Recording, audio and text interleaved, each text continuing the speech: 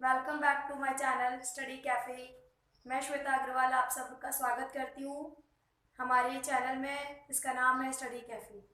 और मैंने अपने पिछले वीडियो में बच्चों आपके संग डिस्कस किया था पॉलिनोमियल्स, बहुपद के बारे में। आप सभी ने उसको ध्यान से देखा होगा पूरे वीडियो को। तो आज हम लोग एनसीईआरटी की बुक में से चैप्टर 2 पॉलिनोमियल्स का ही एक्सरसाइज 2.1 स्टार्ट करने जा रहे हैं। तो एक एक क्वेश्चन मैं बहुत अच्छे से जो सारे कंसेप्ट आपको बताए हुए थे उसके अनुसार समझाऊंगी। तो आप लोग अगर मेरी पहली वीडियो को अच्छे से देख चुके हैं, उसकी सारे कंसेप्ट को अच्छे से क्लियर कर चुके हैं अपने माइंड में, तो ये आपको करना बहुत ही आसान होगा। कुछ चीज़ों को मैं रिकॉल भी करती रहूँगी, दोबारा दोहराती रहूँगी, जिससे कि आपको एक्सरसाइज करते समय दिक्कत नहीं आएगी। तो मैंने सबसे पहला चैप्टर 2.1 का पहला क्वेश्चन यहाँ पर लिखा हुआ है अपने बोर्ड पर। देखिए आइए, निम्नलिखित व्यंजकों में कौन कौन एक चर में बहुपद है और कौन कौन नहीं है। निम्नलिखित व्यंजकों में कौन कौन एक चर में बहुपद है और कौन कौन नहीं है। कारण के साथ अपने उत्तर दीजिए। हमको देखना है कि कौन से इसमें से एक चर में बहुपद है, यानी उसमें जो हम देख रहे हैं व्यंजक, उसमें चर कितना होना चाहिए, एक, और वो क्या होना चाहिए, बहुपद। तो क्वेश्चन स्टार्ट करने से पहले मैं आपको कुछ चीजें याद दिला देती हूँ जो मैंने अपने पिछले वीडियो में भी शेयर करी थी। वो बात ये कि बहुपद वह व्यंजक होता है जिसमें हर चर की घात एक पूर्ण संख्या होती है। चर की घात क्या होती है बच्चों, एक पूर्ण संख्या होती है। तो हम लोग इस बात को माइंड में रखेंगे कि चर की घात यदि पूर्ण संख्या है तभी वो व्यंजक क्या कहलाएगा, एक बहुपद कहलाएगा। ओके, तो पॉलिनोमियल होने के लिए this is very important that every variable present in the expression should have the whole number power. Okay, its power should be an whole number. Its power should be a whole number. समझ में आ रहा है बच्चों आपको? तो यहाँ देखिए, हम लोग स्टार्ट करने जा रहे हैं अपना पहला प्रश्न। 4x² minus 3x plus 7। तो इसमें देखिए आप, जो इसमें वेरिएबल्स आ रहे हैं, वेरिएबल यानी कि चर जो आ रहे हैं वो कितने चर हैं, x ही है पूरे में, यानी पूरे में चर कितना प्रयोग हुआ है व्यंजक में, एक ही हुआ है, x। तो चर कितने हैं, एक। अब बहुपद होने के लिए मैंने आपको बताया चर की घात कैसी होनी चाहिए, पूर्ण संख्या में होनी चाहिए। तो यहाँ हमने देखा 2 पावर है, यहाँ जब नहीं लिखी होती है x के ऊपर पावर, तो इसका मतलब यहाँ पे कितनी पावर है, एक। और जो लास्ट वाला है 7, अचर बहुपद, 7 वाला जो अचर है, इसमें जो x की पावर है वो कितनी होती है, 0। तो 0, 1 एंड 2 ये पावर है अपनी, 0, 1 और 2 पावर है। इसका मतलब हमारी कैसी हैं, ये सारी पूर्ण संख्याएं हैं। एक बार मैं आपको फिर से पूर्ण संख्याओं का रिवीजन करा देती हूँ। पूर्ण संख्याएं कौन कौन सी होती हैं, 0, 1, 2, 3 and so on. Whole numbers are starting from 0. So 0, 1, 2, 3 and so on. These all are called whole numbers. Okay. So here all the variables having the whole number power. So this is a polynomial. इसीलिए ये एक बहुपद है। और क्योंकि इस पूरे में एक ही वेरिएबल आया है, एक ही चर आया है, इसीलिए ये एक चर में बहुपद है। तो हम यहाँ बताएंगे, यहाँ चर x है तथा चर की सभी घातें, चर की सभी घातें कैसी हैं, चर की सभी घातें पूर्ण संख्या में है।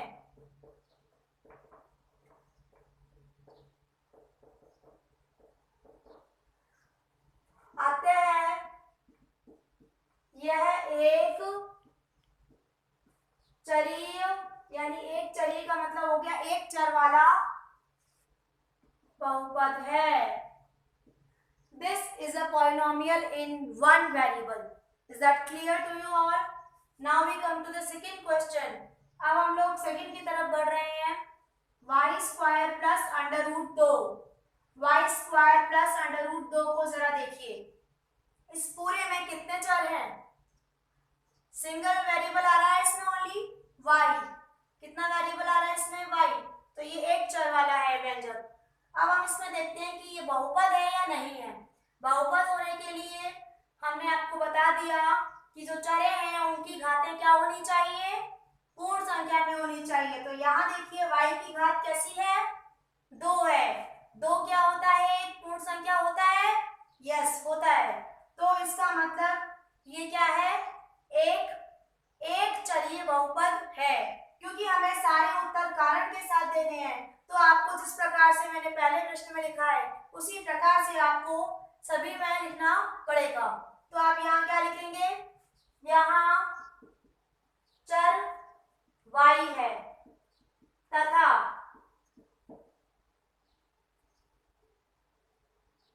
y की सभी घातें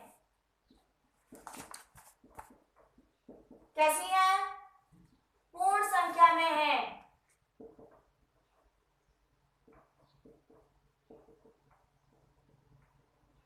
अतः ये भी क्या हो गया? एक बहुपद है। अतः यह एक बहुपद है। Yes, this is a polynomial in one variable.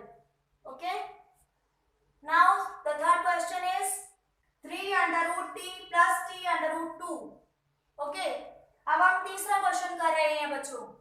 इसमें देखेंगे आप लोग, पहले तो हम ये जो हमारे पास वर्गमूल में t है, वर्गमूल को हम घात के रूप में लिखेंगे। वर्गमूल का अर्थ होता है उस चीज की घात है 1/2। यदि ये घनमूल होता है तो होती है 1/3। चूंकि ये वर्गमूल है तो इसकी घात कितनी है? 1/2। तो हम लोग स्क्वायर रूट को पावर में चेंज कर देंगे। How we will change it? 3 t raised to the power 1/2। t raised to the power 1/2 लिख सकते हैं इसको। देन प्लस ये क्या लिखा हुआ है? t under root 2। अब आप देखेंगे इसमें, अब आप यहाँ देखिए कि जो अंडर रूट है उसको हमने पावर की फॉर्म में लिख दिया है। तो t की पावर 1/2 आ रही है और यहाँ t की पावर कितनी है? Only 1। If nothing is written here, then t is having 1 power. Okay? So अब ये क्या हो गया अपना?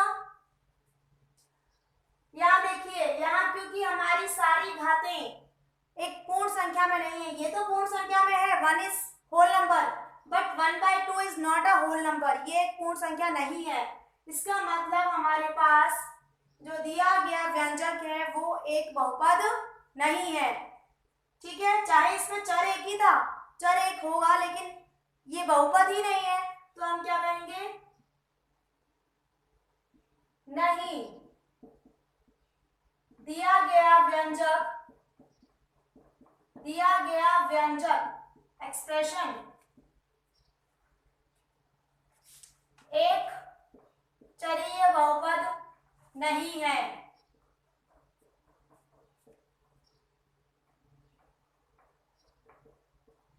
या आप डायरेक्ट भी लिख सकते हैं कि एक बहुपद ही नहीं है। चर की बात तो बाद में आएगी, पहले ये क्या है? एक बहुपद ही नहीं है। Okay, now we proceed to fourth question. अब हम लोग फोर्थ क्वेश्चन की तरफ आगे बढ़ रहे हैं। y plus 2 upon में y, so we can write here y plus, पहले हम ये जो हमारे पास हर में रखा हुआ y है इसको हम पहले अंश में लाएंगे। ठीक है, सारी चीजें हम लोग अंश में लाते हैं पहले।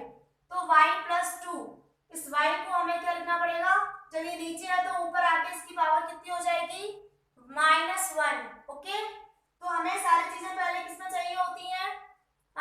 न्यूमरेटर में। उसके बाद ही हम क्या बताते हैं कि ये पॉलिनोमियल है या नहीं है। तो हम लोग इसमें आगे देखते हैं। आप y की पावर नहीं लिखी हुई है, इसका मतलब कितनी है? 1। बट यहाँ पर y की पावर कैसी है? -1। -1 तो हमें पता है कि पूर्ण संख्या तो किससे स्टार्ट होती है? 0 से स्टार्ट होती है। 0 से स्टार्ट होती है तो 0, 1, 2, 3, 4 एंड सो ऑन। इसका मतलब जो नेगेटिव नंबर्स हैं, जो माइनस वाले नंबर है, वो तो सारे पूर्ण संख्या में नहीं आएंगे। तो इसका मतलब -1 एक पूर्ण संख्या नहीं है, तो हम लोग क्या कहेंगे कि यहाँ चर तो एक है, परंतु चर की सभी घातें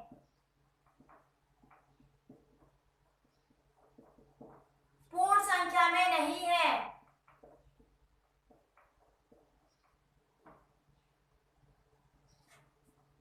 में नहीं है, अतः यह एक बहुपद नहीं है। हमने देखा कि यहाँ जो हमारे पास दिया हुआ था उसमें -1 पावर आ गई, तो वो पूर्ण संख्या में नहीं है, इसका मतलब वो एक बहुपद नहीं है। नेक्स्ट, ये सेम रीजन आप इधर भी दे सकते हैं, क्योंकि यहाँ सारी घातें पूर्ण संख्या में नहीं है, इसीलिए ये एक व्यंजक बहुपद नहीं है। Is that clear? Now we proceed to the fifth question. पांचवा क्वेश्चन देख रहे हैं हम लोग। x की घात 10 प्लस y की घात 3 प्लस t की घात 50। ठीक है, इसमें देखिए आप, अब इसमें चर कितने हैं? 3 चर कितने हैं? x भी है, y भी है, t भी है, तो कितने हो गए चर? 3 चर हो गए। और चरों की घातें देखें आप, तो यहाँ 10 आ रही है, यहाँ 3 आ रही है, यहाँ 50 आ रही है। ऑल आर होल नंबर, सभी की सभी पूर्ण संख्याएं हैं, तो इसका मतलब ये एक बहुपद है। बहुपद है लेकिन 3 चरों वाला बहुपद है। कितना? 3 चरों वाला। लेकिन हमसे कहा गया था कि कौन कौन से एक चर में बहुपद है, तो ये बहुपद तो है, परंतु ये एक चर वाला बहुपद नहीं है। इसमें 3 चर आ गए, तो ये कितने चर वाला है? 3 चर वाला बहुपद है। तो हम लोग क्या लिखेंगे? यहाँ चरों की सभी घातें पूर्ण संख्या में है, अतः यह एक बहुपद तो है,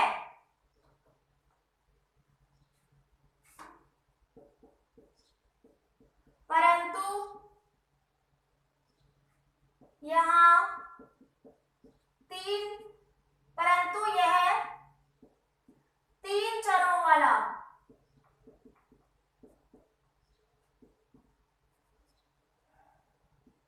x, y, t 3 चरों वाला बहुपद है।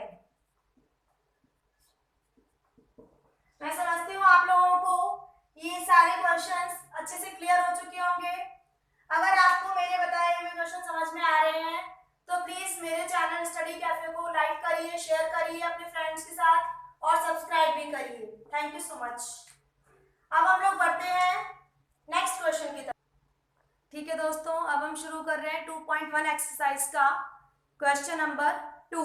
इसको ध्यान से देखेंगे सब लोग। 2.1 एक्सरसाइज का क्वेश्चन नंबर 2 क्या है हमारे पास?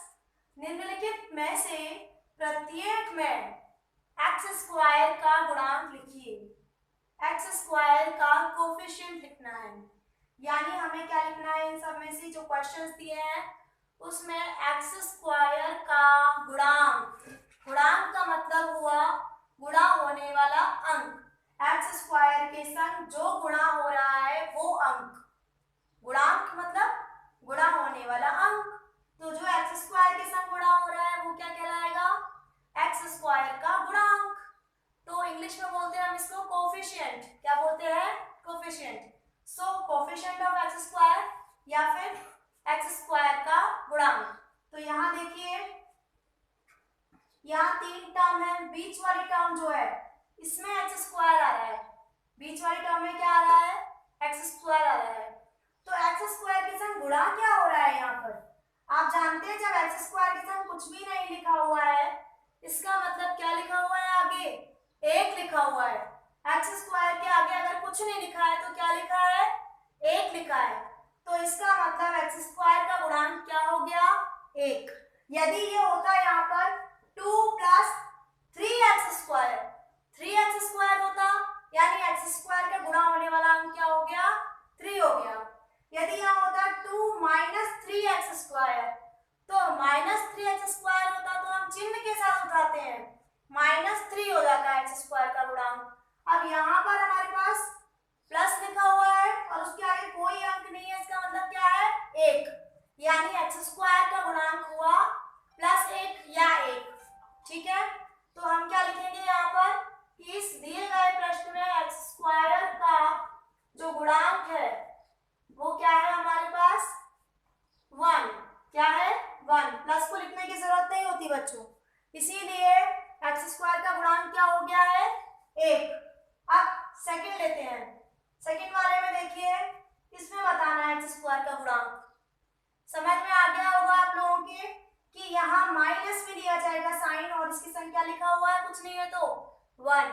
जब कोई नंबर नहीं लिखा है x² के आगे it means it is 1x²।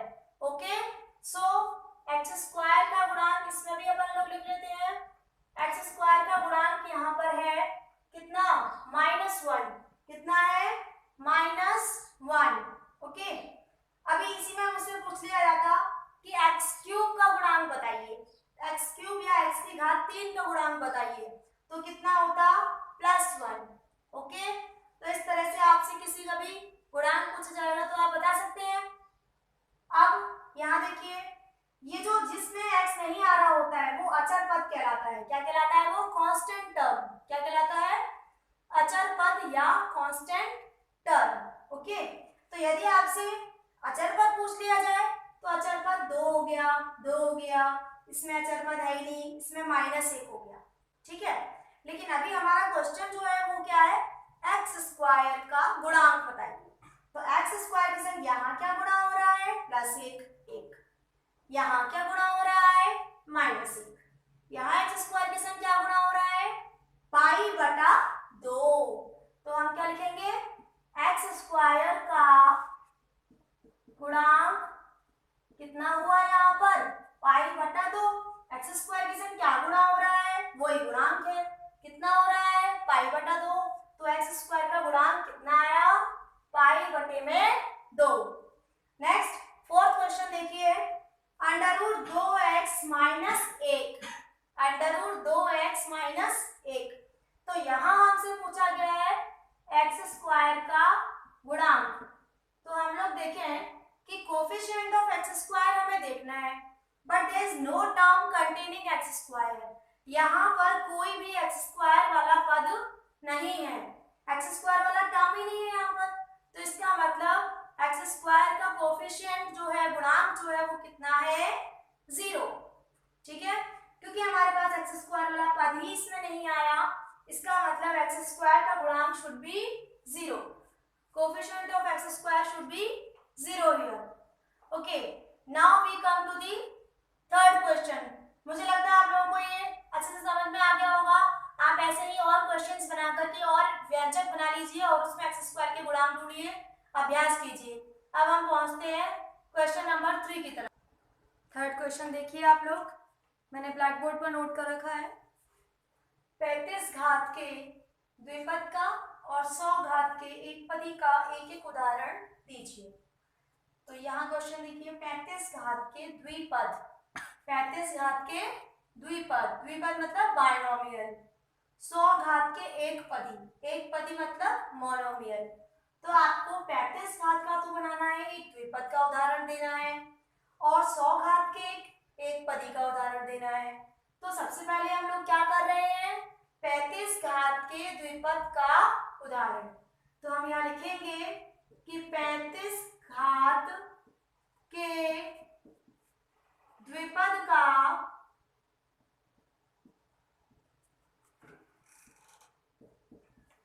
उदाहरण, एग्जाम्पल बता रहे हैं हम 35 घात के बाइनोमियल का उदाहरण बता रहे हैं। ठीक है, तो 35 घात से क्या मतलब है, अपन घात क्यों बोल रहे हैं द्विपद के लिए। द्विपद का मतलब हो गया जिसमें 2 पद हो, द्विपद का मतलब क्या हो गया जिसमें 2 पद हो, और 35 घात का मतलब है कि उस बहुपद की जो घात है वो कितनी हो 35 हो, यानी उसमें चर की घात अधिकतम वाली कितनी हो 35 हो। चर की अधिकतम घात कितनी है उसमें 35। ध्यान से समझिए, द्विपद का मतलब ऐसा बहुपद बनाना है जिसमें दो पद आए और उसकी अधिकतम घात कितनी हो 35। तो हमने ले लिया x, कोई भी चर ले सकते हैं, a ले सकते हैं, b ले सकते हैं, x y z कुछ भी ले सकते हैं आप। तो x लिया मैंने, x की घात मैंने लगा दी कितनी 35, x की घात कितनी लगा दी 35। लेकिन क्योंकि हमें द्विपद बनाना है यानी इसमें दो पद आने चाहिए, अभी एक ही पद हुआ तो इसमें प्लस करके आप एक दूसरा पद भी जोड़ेंगे। अब दूसरा पद आप कुछ भी जोड़िए लेकिन उसमें x की जो घात है वो 35 से ऊपर नहीं जानी चाहिए। यानी आप यहाँ ले सकते हैं 3x की पावर 34, आप यहाँ ले सकते हैं 3x स्क्वायर, आप यहाँ कोई भी घात ले सकते हैं x की, लेकिन वो 35 से ऊपर जानी नहीं चाहिए। क्यों? क्योंकि 35 घात वाला द्विपद है तो इसका मतलब इसमें चर की अधिकतम घात 35 ही रहेगी। इससे कम आप ले सकते हैं दूसरे पद में, लेकिन अधिकतम घात कितनी रहेगी 35। तो हमने इस तरह से ये क्या बना दिया, इसका एक उदाहरण बना दिया। कैसे? एक पद ये हो गया, एक पद ये हो गया, दो पद हो गए तो ये क्या हो गया द्विपद हो गया, या इसको हम इंग्लिश में कहते हैं बाइनोमियल हो गया। फिर हमारी घात, हमारी अगर हम देखें इस पूरे बहुपद की, तो इस बहुपद की घात में देखिए यहाँ दो घात है, यहाँ 35 घात है। ज्यादा वाली जो घात होती है ना उसी को हम क्या कहते हैं बहुपद की घात कहते हैं। तो बहुपद की घात कितनी हुई 35 हुई। समझ में आई? डिग्री ऑफ द पॉलिनोमियल कितनी हुई 35 हुई, यानी कि ये एक 35 घात वाला क्या बन गया द्विपद। तो ये तो एक छोटा सा एग्जाम्पल मैंने बनाया, आप इसके पता नहीं कितने एग्जाम्पल बना सकते हैं, बहुत सारे बना सकते हैं। अब ये भी कर सकते थे कि x की घात 35 है ना, मैं इसमें आगे लगा देती हूँ 2x की पावर 35 प्लस 3x स्क्वायर। अब यहाँ देखिए ये वाला जो पद है इसमें अधिकतम घात कितनी आ रही है 35, तो ये 35 घात वाला बहुपद हो गया। दो पद है इसीलिए द्विपद हो गया, तो ये हो गया 35 घात वाला द्विपद। चलिए कोई एक और उदाहरण बना लेते हैं। तो हमने लिया x की पावर, चलिए y की ले लेते हैं, y की पावर मैंने ली 35, आगे मैंने लगा दिया 3y की पावर 35। अब मुझे एक और टर्म लेना है ना, तो मैंने ले लिया 4 ले लिया, तो 4 में x की घात कितनी है 0, जब यहाँ नहीं है तो x की घात कितनी है 0 है ना, तो इसका मतलब अधिकतम घात तो यही रही ना 35, सॉरी y की घात कितनी है 0, तो y की घात कितनी रही अधिकतम 35 ही रही ना। इसका मतलब ये इसमें दो पद भी हो गए और यहाँ चर की अधिकतम घात 35 भी हो गई। इसका मतलब ये भी किसका उदाहरण है 35 घात के द्विपद का उदाहरण है, ये भी क्या है 35 घात के द्विपद का उदाहरण है। अब हम लोग पढ़ रहे हैं 100 घात का एक पदी, 100 घात का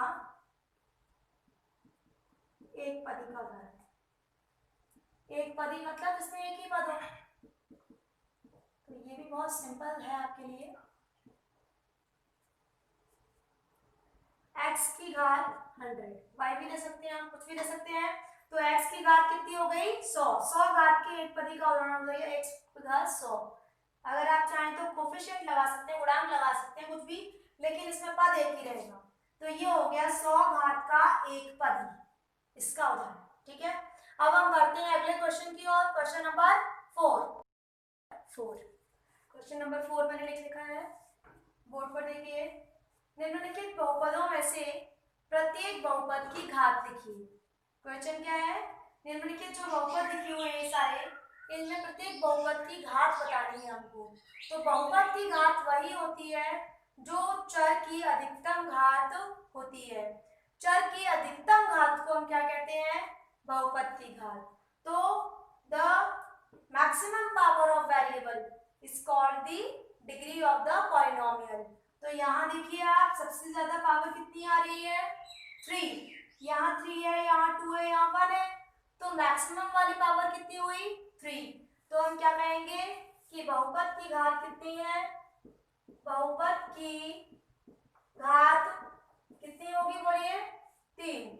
यहाँ देखिए 4 माइनस वाई स्क्वायर, यहाँ देखते हैं यहाँ चर इसमें तो है नहीं है, यहाँ कितना है चर की पावर 2, इसका मतलब बहुपद की घात भी कितनी होगी, बहुपद की घात भी कितनी होगी, 2। नेक्स्ट इसमें देखते हैं हम, इसमें इस वेरिएबल की जो पावर है वो कितनी है, 1 है, बाकी और कहीं है नहीं है, तो इसका मतलब इसमें बहुपद की घात कितनी हो गई, 1। कितनी होगी बहुपद की घात, 1। यहाँ देखिए यहाँ चर नहीं है, यानी चर की घात 0 है, यानी यहाँ पर चर की घात कितनी है, 0। इसका मतलब बहुपद की घात भी कितनी हुई, 0। तो इसका अर्थ है कि जो वेरिएबल की मैक्सिमम पावर होती है उसी को हम बहुपद की घात कहते हैं। देखिए अब मैंने नेक्स्ट क्वेश्चन लिया हुआ है, क्वेश्चन नंबर 5। ये मेरे बोर्ड पे लिखा हुआ है, कौन कौन से बहुपद इन दिए गए बहुपदों में से कौन कौन से बहुपद रैखिक हैं, कौन कौन से द्विघाती हैं और कौन कौन से त्रिघाती हैं। यानी कि हमको इनमें से पहचानना है कौन कौन से, लिखना है इनके सामने कि रैखिक है, द्विघाती है या त्रिघाती है। तो मैं आपको पहले बता चुकी हूँ बहुपदों के प्रकार में कि रैखिक बहुपद किसको कहते हैं, जिसमें वेरिएबल की पावर कितनी होती है, 1। मैक्सिमम पावर कितनी होती है, 1 से ज्यादा नहीं आएगी। यानी कि वो बहुपद जिसमें चर की अधिकतम घात 1 हो उसे हम क्या कहते हैं, रैखिक। यदि चर की अधिकतम घात 2 हो तो उसे क्या कहते हैं, द्विघाती। और चर की अधिकतम घात 3 हो तो उसे हम क्या कहते हैं, त्रिघाती। तो बहुत इजी है इसको देखना। यहाँ देखिए ध्यान से, चर की अधिकतम ज्यादा वाली घात कितनी है, 2, तो ये कैसा बहुपद हुआ, द्विघाती बहुपद। द्विघाती बहुपद, क्योंकि यहाँ वेरिएबल की मैक्सिमम पावर 2 है, इसीलिए ये क्वाड्रेटिक पॉलिनोमियल है। क्या है ये, क्वाड्रेटिक पॉलिनोमियल। फिर नेक्स्ट इसमें हमारे को दिख रहा है चर की अधिकतम घात कितनी है, 3 है, इसीलिए ये त्रिघाती बहुपद है, क्यूबिक पॉलिनोमियल। क्या लिखेंगे हम इसको, त्रिघाती बहुपद, या फिर बोलेंगे क्यूबिक पॉलिनोमियल। नेक्स्ट थर्ड वाला देखिए, इसमें हम देख रहे हैं चर की अधिकतम घात, y की अधिकतम घात कितनी है, 2 है। इसका मतलब ये कैसा हुआ, द्विघाती बहुपद। द्विघाती बहुपद, क्वाड्रेटिक पॉलिनोमियल। नेक्स्ट यहाँ हम देख रहे हैं चर की अधिकतम घात कितनी है, 1, x की घात 1 ही तो है, इसका मतलब ये कैसा हुआ, एक घाती वाला बताओ कौन सा होता है, रैखिक। क्या बोलते हैं इसको, रैखिक बहुपद, linear polynomial. This is called linear polynomial, क्योंकि यहाँ चर की अधिकतम घात कितनी है, ओनली 1 है। तो यहाँ देखिए आप 3t, इसमें भी चर क्या है, t आ गया है, तो t की घात कितनी है, 1 ही है, यानी ये भी क्या हुआ, रैखिक बहुपद ही होगा ये भी, ठीक है। नेक्स्ट r स्क्वायर, यानी यहाँ चर की घात कितनी आ रही है, 2 आ रही है, इसलिए ये कैसा हो गया, द्विघाती बहुपद, क्वाड्रेटिक पॉलिनोमियल।